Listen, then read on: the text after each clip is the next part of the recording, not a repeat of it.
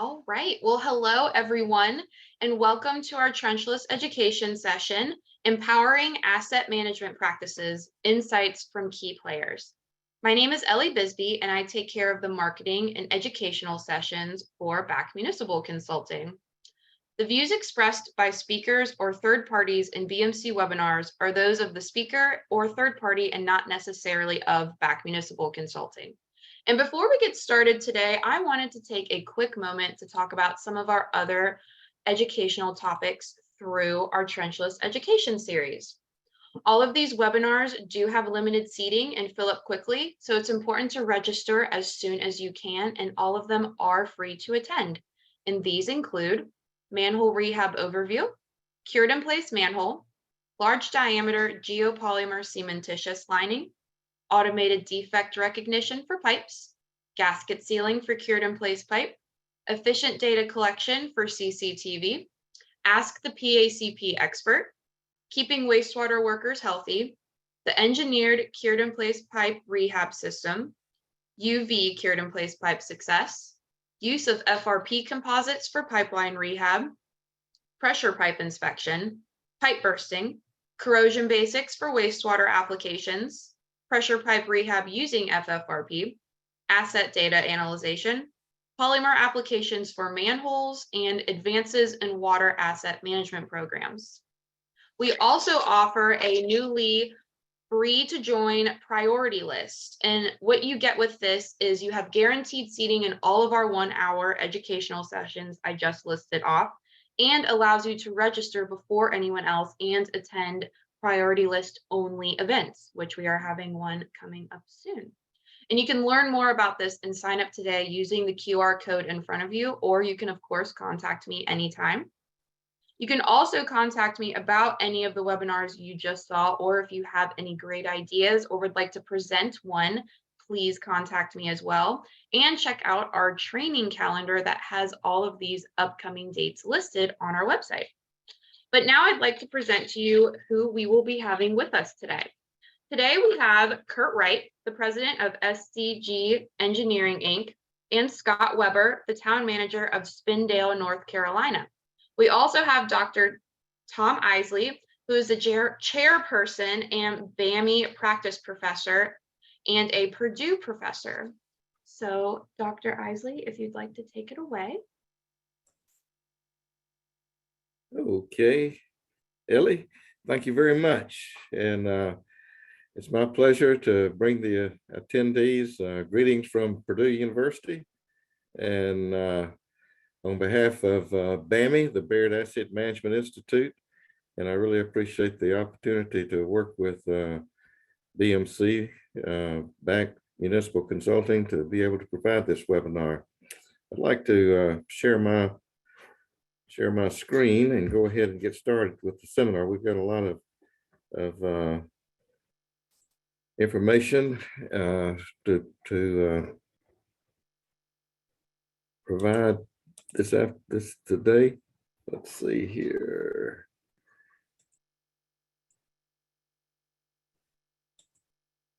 Okay, is that coming through full screen? Ellie, can you see if the PowerPoint's showing up? You are in presenter mode. You're going to want to go to the top left and click display settings. Okay. Top left there. And then, yep, go ahead and click on that and do swap presenter view. Okay, how's that now? Perfect. All right, I appreciate the help. Okay, I'm Tom Isley. As Ellie mentioned, I'm a professor of engineering practice here at Purdue, and I've been here for 3 years. I've been actually been at Purdue. Actually, this is 4 times. I got my PhD here in '88, then came back 2 times as head of the construction program in Purdue's campus in Indianapolis. But I've only been back this time 3 years, and I was able to bring a couple of people with me. But now we have expanded our underground infrastructure team to about 6 people total. So it's good to be back. I was asked to come back. I had an opportunity to come back to really strengthen the underground construction part of the construction engineering and management program in the College of Engineering here at Purdue. So it was a good fit for me because all of my experience throughout my life when it comes to engineering, design, and construction has been focused on underground construction. And that includes actually being born into the industry with my father and grandfather being water and sewer contractors, and then being able to pursue consulting engineering for a while before getting into academia and continuing to be involved in various aspects of the industry. So I had an opportunity to work with Kurt Wright. He's going to be one of the panelists here with us today, along with Scott Weber. And I'll get into a little bit about the development of the relationship with Kurt, but our relationship has been one where we have had an opportunity to both learn a lot about asset management and actually put it into practice. What I'd like to do, since things we're talking about are things that we actually do through Bami, the Baird Asset Management Institute. And Purdue, my program here at Purdue provides technical and administrative services to Bami through the team that I have here. So that's kind of the connection and why we're at Purdue University. But I wanted to give you a little bit of background because some of you may not be that familiar with Bami, but it's been around for actually a little over 20 years. And it's kind of unique from the standpoint of how it got started. It got started because it was trying to solve some challenges within the city of Atlanta. And I had an opportunity to be involved beginning in January of 2003 to work with the two people in the magazine cover here. The lady is Shirley Franklin. She had become mayor in 2002 and had inherited the consent decree, the $4 billion consent decree. And then she reorganized the water program in Atlanta and put everything that was wet, storm, drinking water, and wastewater into the Department of Watershed Management. And then appointed Jack Ravan to be the commissioner. Jack had a wealth of information and a lot of experience in working with EPA, had been the regional administrator in Atlanta for 2 times and administrator of water in Washington during that time. So he had a tremendous background in working with water, wastewater programs, stormwater programs, and particularly from the standpoint of what's required on the enforcement side. But I had an opportunity to join their team because the Mayor Franklin, her vision was to move from where they were in their program, and of course having a $4 billion consent decree give you some kind of indication of what kind of condition they were in. But her vision was to move past that to actually become first in class. She felt like that the ratepayers, the citizens, they deserve that type of program. And so that was her vision. The problem is, how do you move from where you are? Some people say worst in class to satisfying a $4 billion consent decree to being first in class. So I had an opportunity to work with the commissioner, and we began to realize that you can have the best technical solutions in the world, and you can have the best information on your existing system. But if you don't have that under some type of comprehensive risk-based asset management program, you're probably still not going to be able to be able to accomplish the vision that probably most of the people that's involved with managing a utility have, and that is do the best job you can, but become first in class, become recognized as a real leader. So that's what we were trying to figure out. But we were very fortunate. We had a couple of things going for us in Atlanta. One is the mayor. She had a passion, she had a vision, and she knew that we had to make some changes. We couldn't do the same old thing that we'd always done, because that's what got them into that $4 billion consent decree. So we had a champion, and that's one thing that's important within to make an asset management program work, is you really need to have a champion, and it's good if that champion is at the high level.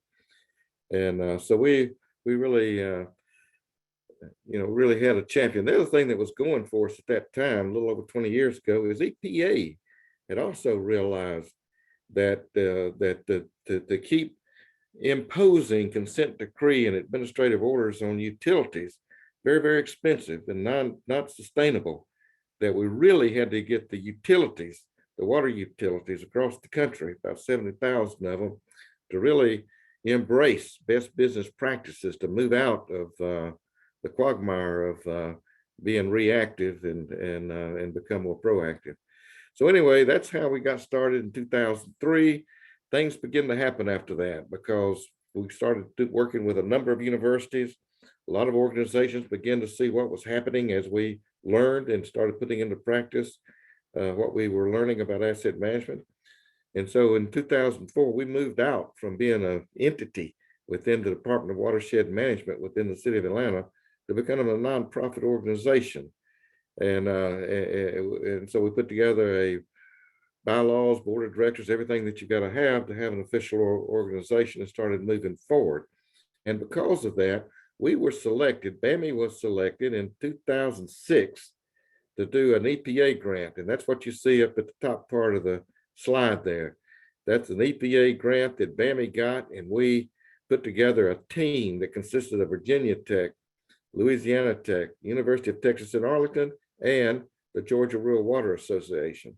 And the reason that we wanted to have an owner organization involved in this, an organization that represented owners, is because we didn't want this just to be an academic exercise, because we knew to move from the problems that's illustrated on the gray side, left side of this pictorial, to having beautiful solutions on the right side, it wasn't going to happen automatically. We had to learn and how to make that happen. So it's going to be more than just the academics part of it. We had to be partnering with the owner organization. But that's what happened between 2004, 2006. Bami being a fairly new organization, that took all of our effort. It was primarily a volunteer organization. But after we completed that, turned the report in 2008, went from 2006 to 2008, then we began to realize that it's just not going to be acceptable just to let the report and the things we learned sit on the shelf somewhere. So we started working within the organization, within the board membership, to develop an online training course. And we thought that at that time that it would just be one course, that where we just talk about the fundamentals of asset management. But so we developed that course and put it out there. And there was no requirement for people to take it, but people started taking it because people wanted to learn about asset management. And as people took the course, we started getting feedback that the people that's taking it, most of them were people that decision makers, whether it be in a utility or in a consulting firm or with a service provider. But we started getting feedback saying they need to know more, need to know how to develop a plan. And keep in mind, this is 2008, 2009 to 2010 timeframe. So we developed the second course on how to develop a plan, a program. Then the feedback came back, well, what do we need to do day in and day out to make it work? Because a plan is no good unless you implement it. And that requires making this a living document. And so we developed 300 and then of course 400. So we ended up in 2015 with these 4 courses called CTAM, Certification of Training and Asset Management. Now it didn't stop there. The people that were taking these courses came back and said, we really need to have some type of certification program. And so we put in place under the board of directors in Bami a certification board. And this board then became responsible for managing and the associate level and professional level for water asset managers. So all that was put in place in the time frame of about 2015 after we had completed the courses. And things were moving along. We were actually teaching the course several times, 4-day courses, classroom, but most of the work was being done online. But we did teach it several times for different organizations and still doing that.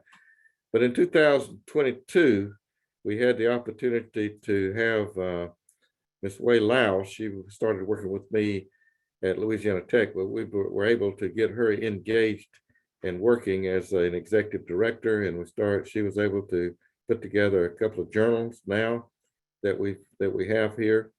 We're moving on into 2023.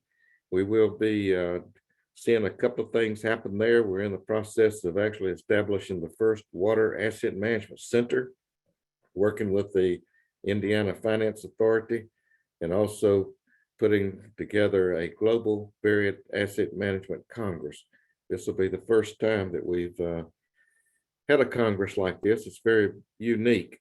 What's happening here is we're really trying to accomplish three major things with this Congress. It's not meant to be a technical conference. There's plenty of those around from different organizations.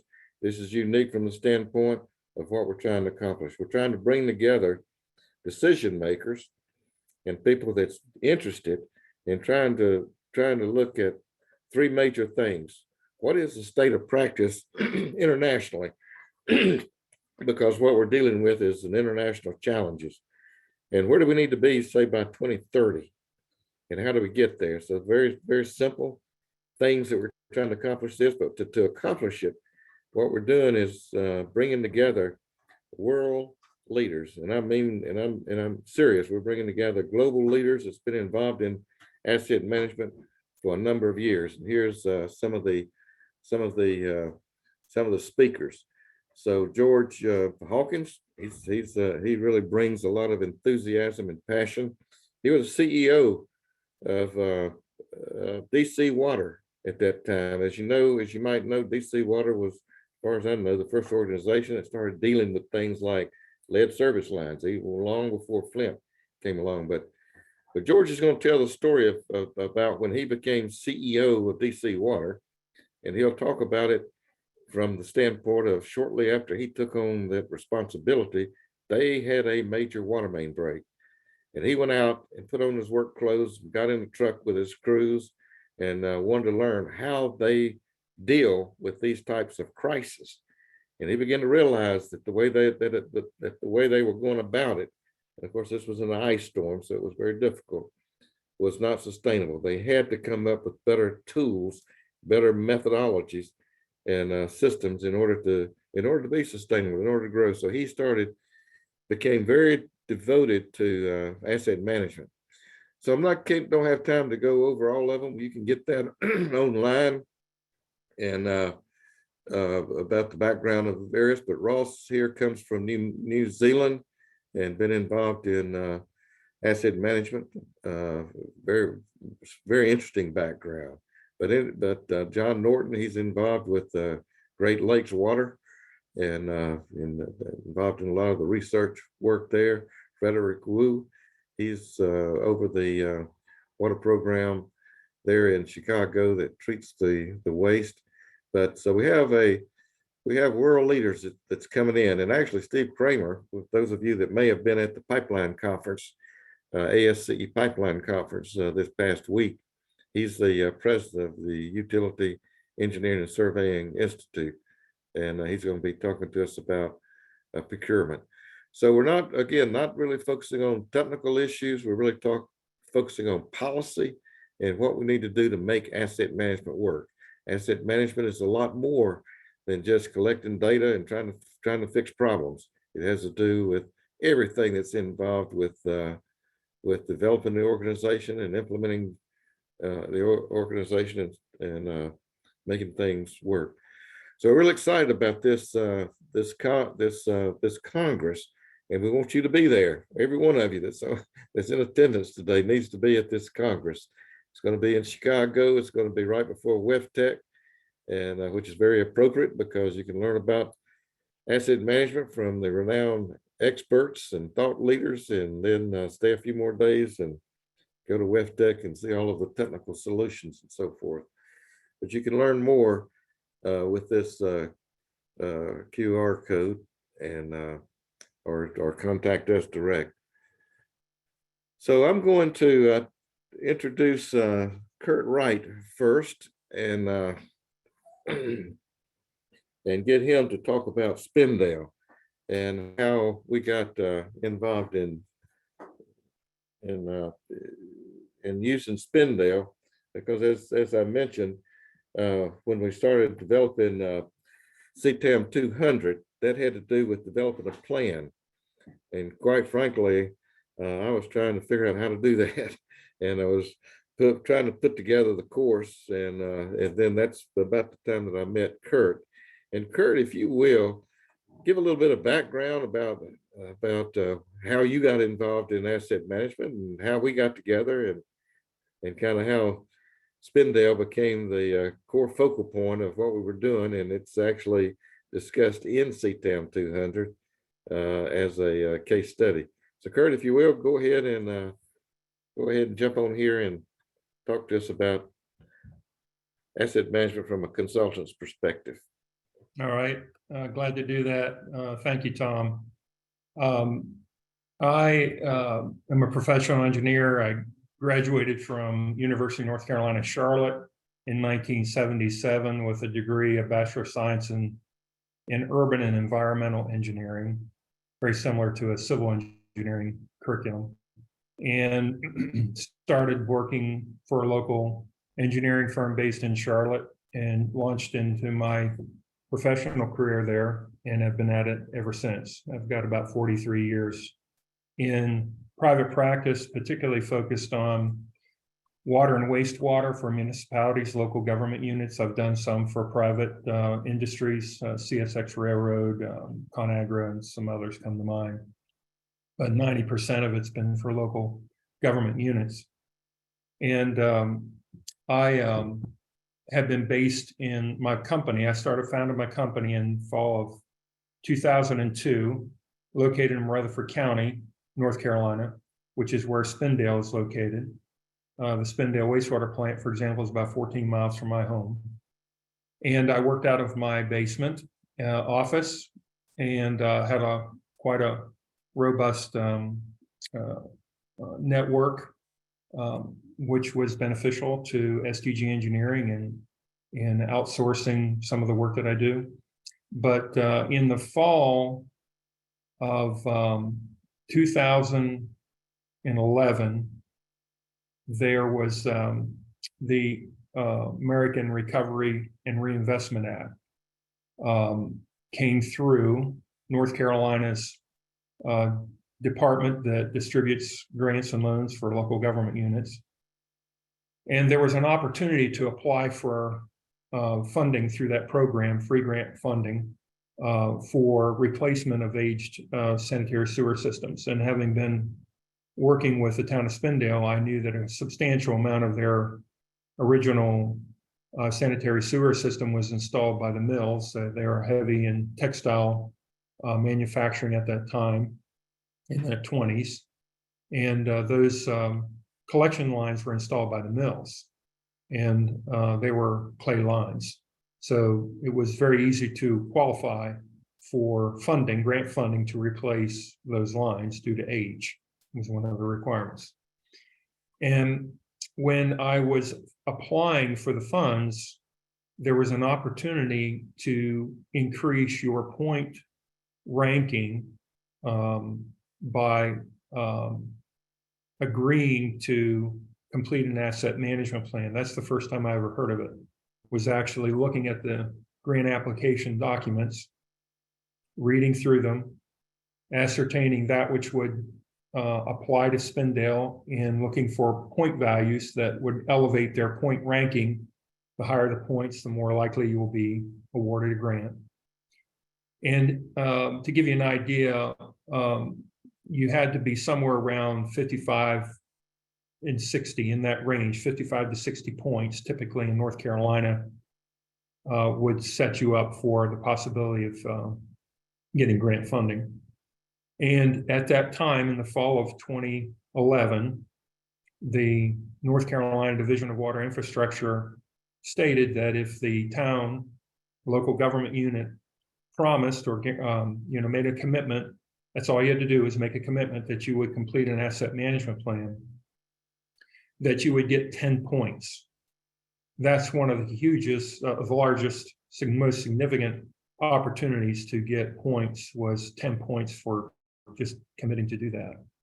So the town manager at that time, his name was Cameron McCarg, and I agreed to do this. And I didn't know what an asset management plan was. I informed him of that. I don't know what an asset management plan is, but the state has some guidelines, and by virtue of its name, I sort of get it. So let's do one.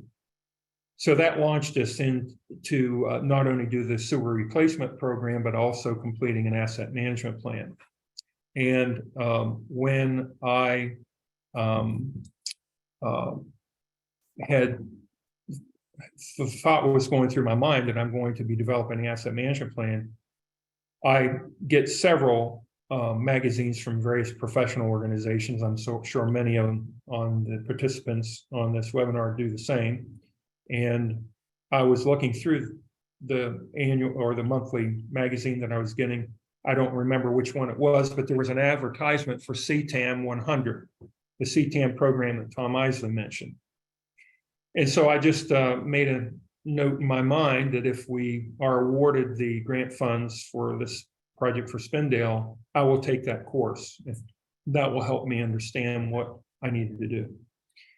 And by the way, the guidelines from the Division of Water Infrastructure at that time, I asked for them and got them, was 4 pages on one side, 4 one-sided pages for guidelines on how to develop an asset management plan, because they were early in it as well.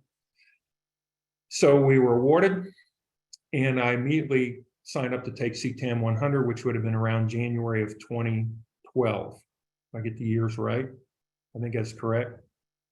And was taking CTAM 100.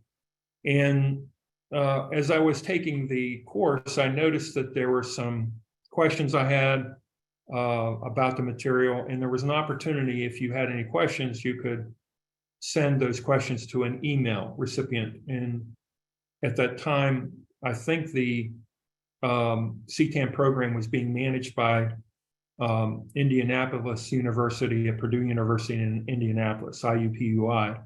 So the email was info@iupui.edu, something of that nature. Tom Isley could correct that if I was wrong. So I just started typing these comments and questions and so on to info@, and I got immediate response back, very good answers, very good input. But at some point, I was sending so many emails, I didn't realize I was sending a lot.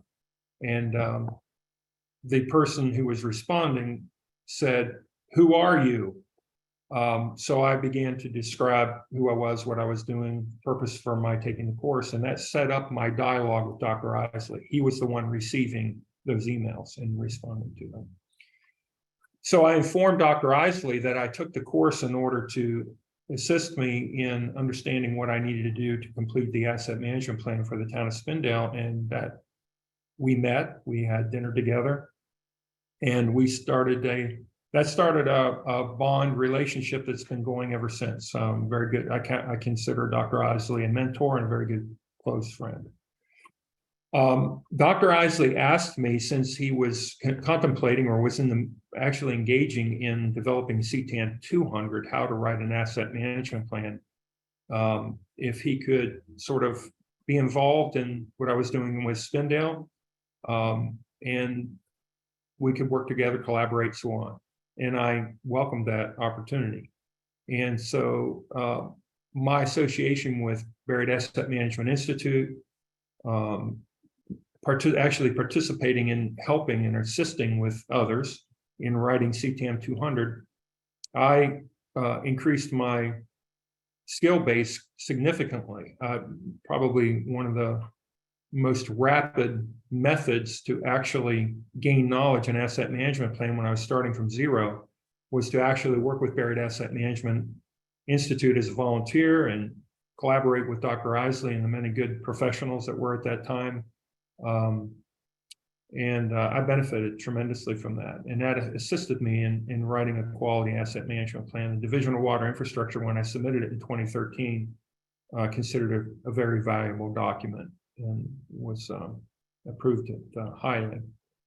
So that started the asset management plan in 2013. We were able to develop a capital improvement plan, obviously. We assessed their risks and so on. And one of the outcomes of that asset management plan was a rate analysis that was projected for 20 years. And I won't go into the details of how we did that. It was very robust, granular evaluation of the enterprise fund. But I decided to present the results of what we were seeing to the elected officials who did not have any prior knowledge about asset management planning and so on. How am I going to get this across to them? So I created a very simple graph that condensed all of the analytical data into a very simple chart. And the chart had 3 lines on it. And the graph in the x-axis was a dollar value in the or years, and the y-axis was dollar value. But I had to put the x-axis elevated $0. I allowed for red because they're going into the red. So the very first line was projecting their needs for their asset to maintain their enterprise fund, their assets on the wastewater system over 20 years. If they froze their rates, if they didn't raise their rates, obviously it would take a dive. And within 4 or 5 years, they were in the red, and increasingly going into the reds, up to $1 million after, millions of dollars after 20 years of that. The next graph was black. And what I did was create a rate structure that would end up after 20 years, just keeping their enterprise fund out of trouble, out of deep water, keeping it in the black. And then one of the poignant features of that black line was that in order to keep the projected revenue stream out of the red, you had to have a rate increase. Obviously, you would think that for a lot of systems, but that was very eye-opening to the elected officials. We have to have a rate increase just to stay out of the red. Forget about doing improvements. That's just to maintain the O&M of our system. The third graph was a different color, probably is green or blue. And what I did was set up the rate structure to allow at the end of 20 years to have $1 million or $2 million, I think it was $2 million in their capital. They could put in a capital reserve fund and have that available. You could consider it a rainy day fund for instances where they had a significant failure and they needed to tap into those resources. And so the board, after significant deliberation, went ahead and adopted that significant rate increase. It was very significant. And we spread the rate increases out over a 4-year period of time and gradually implemented the rate structure. That was 2013 through 2017, 2018, that those rate increases were established. And now we're at 2023, 13 years later. There have been many more rate increases, small adjustments and increments. Sometimes there were more than others, obviously. And Cameron McHarg left the management of the town of Spindale, sought other opportunities, and Scott Weber took Cameron McHarg's place. And he's been implementing that same asset management methodology, and he'll have an opportunity to share his viewpoint in a moment here. But I want to add one other item and then I'll stop. In that since 2013, around 2015, in that time for 2016, I think was the first time in the spring, there's 2 application cycles in the state of North Carolina for funding in May and September. In the May cycle for 2016, for the very first time, they instituted a program called Asset Inventory and Assessment, or AIA for short, Asset Inventory Assessment grants of up to $150,000. If you qualified, you would get $150,000 of grant that you could apply or use for asset inventory and assessment. We at the town of Spindale and SDG Engineering applied for that. We were awarded. And the very first asset inventory and assessment grant program that we did, that the town of Spindale did, was that we monitored the flow in their sanitary sewer collection and conveyance system of all their key manholes for 8 months. And that provided a wealth of information so that we could categorize the major sewer sheds, there's 5 of them, and some of the major sub-sewer sheds, sub-basins, and be able to rank them as the highest contributor for infiltration and inflow. Since that time, we have applied for more asset inventory and assessments. You are allowed to apply every 3 years. And we are on our 3rd, or actually 4th. There was an opportunity with the ARPA funds, the COVID money that came through to actually apply for another AIA and not have to wait through 3 years. So we've been able to do an additional one. We are currently on that one. And what we're doing now is picking the highest basins. We're going right down through the flow monitoring report, picking the higher basins, and we're doing CCTV, smoke testing, phase 1, manhole inspections, and so on, and gathering this data, uploading it to their ArcGIS system. They have their sanitary sewer collection and conveyance system on ArcGIS. And for this year, with this program, the Division of Water Infrastructure allowed us to use the money to pay for a license with Esri to have the ArcGIS system online. So we're now going to go online. The town will have iPads with Survey 123 for data collection and so on. So that it's a continual program. It's continually to be updated. It's a living document. And I'll conclude with those comments. Okay, Kurt, very good. And I'd like to encourage our attendees, if you have any questions or comments or anything for any of us, either 3 of us, please use chat, or we'll open it up for you to join in later. But I really appreciate that overview, Kurt, and connection there. I think that's very important as utilities, more and more utilities are looking at the benefits and of asset management and how to get started. I have one quick thing I'd like to ask is, as you were developing the plan, what was was any major surprise or lessons learned in going through that? Well, there were many, but since you've asked that question, this is what comes to mind. When I actually had an opportunity many years, it was actually in the 90s, and that's a different season of my life, and details for that I won't go into. But in the upper 90s, I actually did a rate analysis for the town of Spindale. At that time, the town of Spindale still had some of their significant wet textile industries in play. And they had a significant amount of flow, wastewater flow, billable wastewater flow coming from these textile mills. Millions of gallons per day, 1 or 2 million gallons per day of flow, billable flow, which was a revenue boon to the town.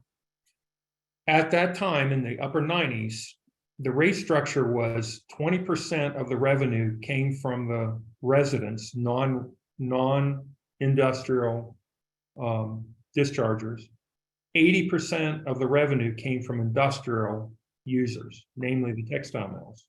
And that had been the historic pattern of the town of Spindale. Essentially, the textile mills built the wastewater plant and paid for it.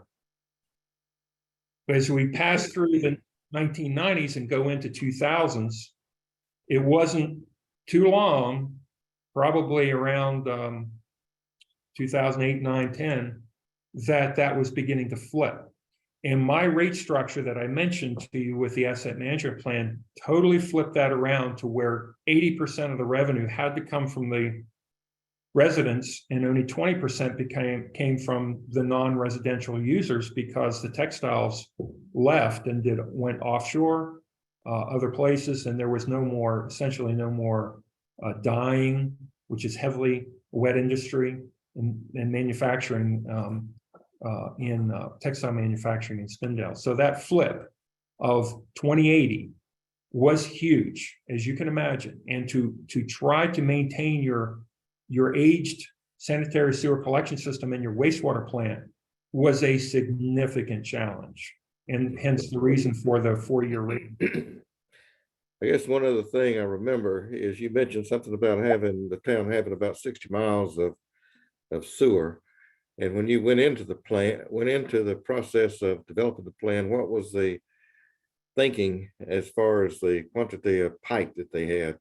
They had an ArcGIS system that was done by other engineering firms. And when I went to the attribute table and added up the linear footage, it was 30 miles. And they all understood. They were telling me we had 30 miles of pipe. When we did the asset management plan, we began to realize that that ArcGIS system was essentially of no value. And so we had to struggle and scramble and figure out a way, because my proposal to the town of Spindale at that time did not include totally redoing their ArcGIS system. But we were able to do that. And we did sub-centimeter accuracy on all their manholes and totally revamped their ArcGIS system. And then we found out they had 60 miles of pipe and 1,100 manholes.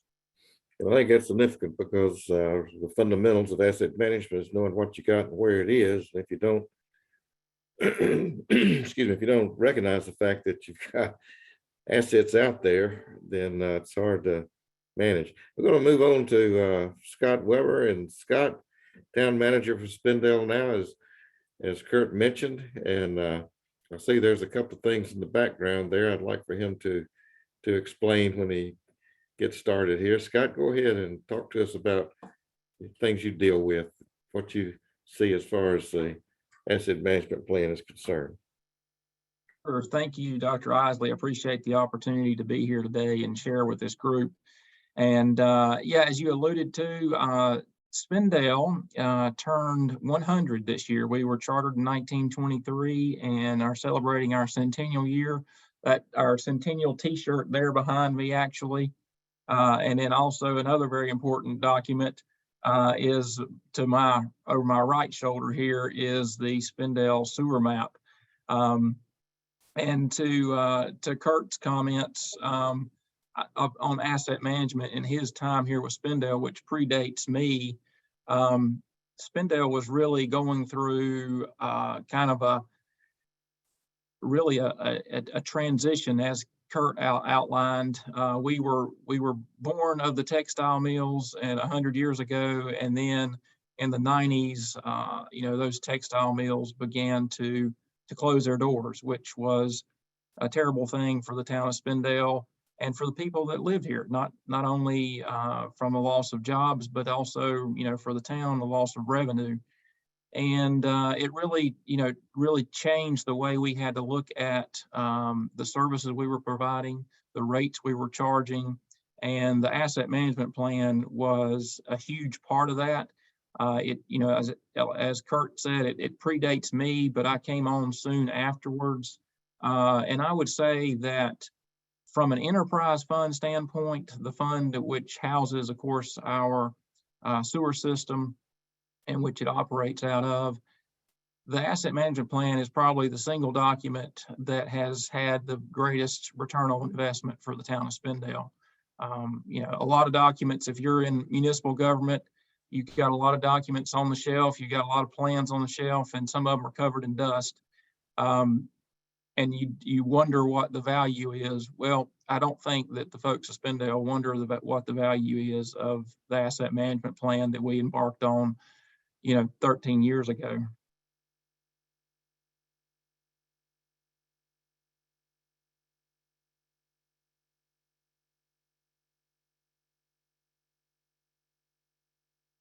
God, I was muted. That's very good.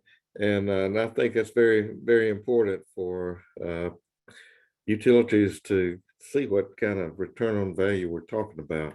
And I think as I've worked with a number of utilities over the years now, I see that what Kurt described as far as the deliverable regarding the graph that he talked about with the 3 scenarios is very, very powerful when it comes to really helping a utility have direction and know what they're doing, but also to get the stakeholders to understand, because it shows the consequences. It shows that if you don't do anything, if you don't raise the rates, where are you going to be in 5, 10, 15, 20 years? And same thing, if you raise them just enough to kind of keep the status quo.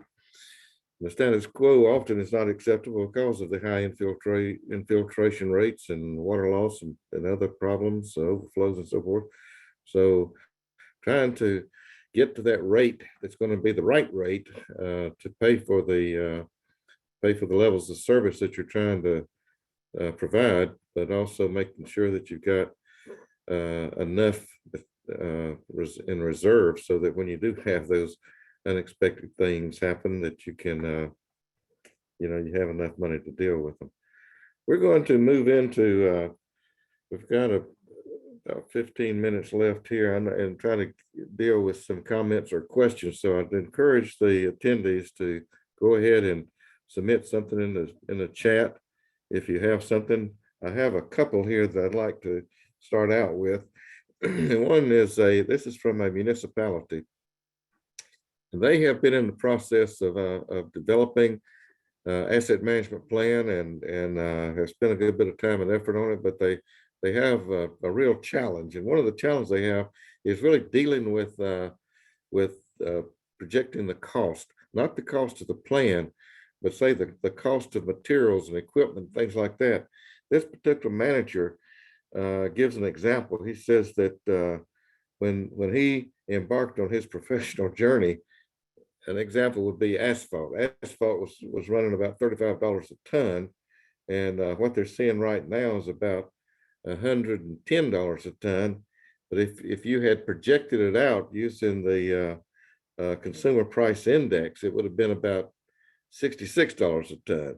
So what the point he's making is, how can you project those costs out, for say 5, 10, 15 years when we have such a fluctuation in the actual cost? How do you actually deal with that?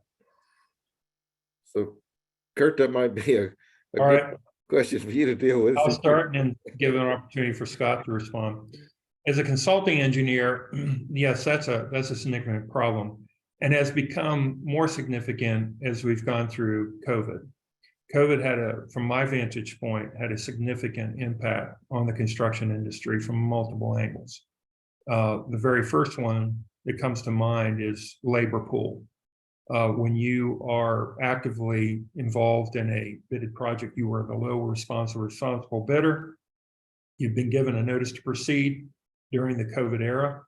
All of a sudden, a significant number of your labor force is reporting that they have COVID. And how do you deal with that and keep the project running? That runs up the cost. However way you slice that piece of bread, that's going to run up costs. Another issue that became very significant was the supply chain. There was disruption in delivery. And as a contractor, I saw number of examples where a contractor couldn't get a product. I mean, the lead out time did not match his construction schedule, his critical path, by several months. In some cases, maybe a year, depending on the piece of equipment that the contractor was required to install. And that's kind of a new era, to have supply chain issues of that significance. And yes, that is extremely difficult. In some cases, it's impossible to project, even for 2 or 3 years, the actual real price or a good budgetary price for a significant project. And I'll conclude with this comment. I did a project for a municipality, local government unit, not the town of Spindale. This town had probably, it was probably multiple times the size of Spindale. I was given an engineering report that was done circa 2015. And the report was about installing a major asset for them. That asset was estimated to cost $2 million in that report. They asked me to take a look at it and to reevaluate it. Now, that was in 2018, 3 years later, 2018. Our estimate for that was $7 million. How do you deal with that? How do you handle that? So I get it. That is a very good question and a very significant issue. And I'll stop with that. Scott, if you have any insights you want to share. Yeah, that is a challenge, of course. You know, my crystal ball is a little bit fuzzy, and I won't pretend to know what CPI is going to look like going forward. But I tell you one thing that has I like to look at, that kind of there's a lot of fluctuation, obviously, in inflation numbers, and has been for the past 2 years. But one thing that I like to look at is, over the long term, look at core inflation numbers instead of headline inflation numbers. Now, that's not, that obviously factors out energy and food, which you could argue is, especially from the energy side, very much a component of what we're doing and talking about here in maintaining in our assets. But I try to look at that core inflation number, that which over time evens out those wild fluctuations in inflation that we've seen in recent years, and try to go by that for more of a long-term plan. Well, that's really good. And I think it just emphasizes the importance of recognizing these asset management plans as a living document. They need to be built into a program where, when you see things change, they can be integrated into the plan. I have another question here, and this gets into more of I guess commitment, and it says many communities are outsourcing the work, but don't really don't truly understand how to conduct the essential infrastructure assessment. Do you have any specific resources or recommendations on this? I think the essence of this is we're seeing more and more states, for example, that's providing incentives for utilities to get involved. And there's a tendency for a utility to say, hire somebody so that they can develop a plan and check it off so that they can qualify for funding. I think the question here is getting to the importance of the utility actually being involved in the process. So Scott, do you have a comment along those lines? Yeah, that's a challenge, Dr. Isley, especially for smaller municipalities. I'll say that, again, I was not here when the asset management plan was originally adopted, but knowing the staffing level that we have now and what we had then, it simply would not been, feasible for us to create such a encompassing and complete document as Kurt and with your assistance came up with for the town of Spindale, without those consulting engineers in place. But the thing that, going forward, is to keep your staff involved and challenge them to, when they're, so you have to do, at least in the state of North Carolina, evaluate your system, and every year there's a certain percentage of pipe that you need to evaluate. You need to do smoke testing, all these different things. Challenge them to, when they're out there in the field, on what they think of as just routine, normal day-to-day operations, challenge them to think of that more holistically in the terms of an asset management plan and a long-term goal and where we're going, as opposed to just the day-to-day, me getting to 4 o'clock and the whistle blow. It would be my encouragement for those folks that, managers that are looking to get their employees involved and bought into the idea of asset management. Show them how it's relevant. Kurt, do you have a comment along those lines? Yeah, I will just say that having experienced it, I would highly recommend that local government units consider whether the engineer has experience in asset management. Now, I didn't have it. I'll say that first. In 2011, 2012, I didn't have it. So if a local government at Spindale had said, give me your credentials on that, I wouldn't have any. But that was then, this is now. There has been 13 years of development of asset management. This CTAM program pre-existed me by several years. Dr. Isley already had the CTAM 100 rolled out many years before I took it. Now the CTAM 400 series, 1, 2, and 3, and 400 has been out for many years, and there are other excellent organizations who are promoting asset management training and so on. In my view, my own personal opinion, is that if a consulting engineer wants to get in asset management, they should be demonstrating their passion in that by demonstrating actual taking courses and increasing their skill set in that area. Okay.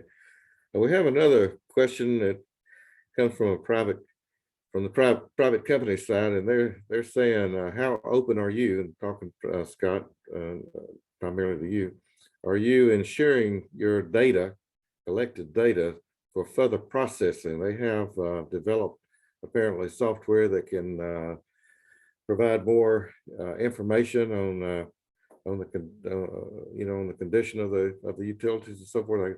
So really, are you willing to work with a private company and sharing, say, condition assessment data for further processing? They utilize, AI is a big thing in the industry now. So I guess what's your feeling there? Is this something that you'd be interested in?